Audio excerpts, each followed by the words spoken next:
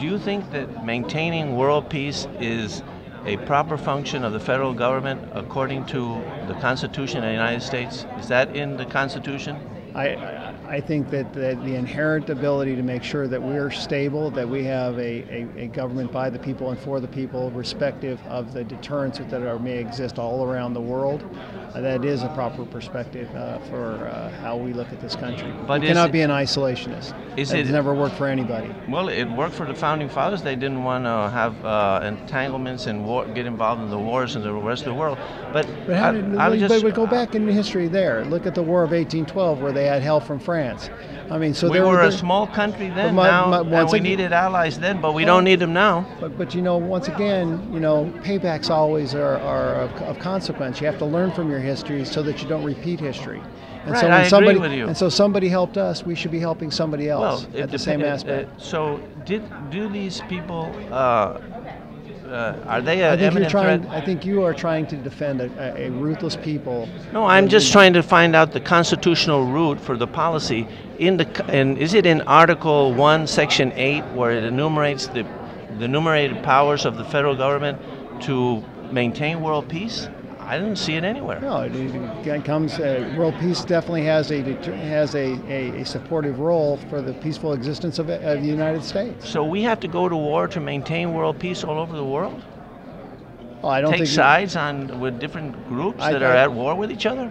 War is an element that has transcended mankind, and it will continue on.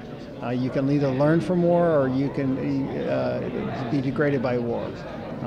From that standpoint, when you see a problem that exists, that when we got in 9/11, when we went to war in Iraq, then into Afghanistan, then Iraq, and back down to Afghanistan, when you see a destabilization within that Middle East, you owe it to those people in regards to make sure that there's a stability that affects not only that region of the area, but also America as well, because they're part of exports and imports, and that is part of a healthy and vibrant United States. But when we went to war with Iraq, there was no weapons of mass destruction, there was no threat to the United States, it was all... It's nice that you can go back in that aspect. So that's a good example of why we need... I want to get back to... This is the question I want to know. Do you need public corroborated evidence before you go to war? Or can you go, or is it okay to go to war based on secret evidence that then later turns out not to be true? Well, I think that the power of the presidency gives that opportunity to initiate in emergency procedures. But isn't the Congress the one that has to decide?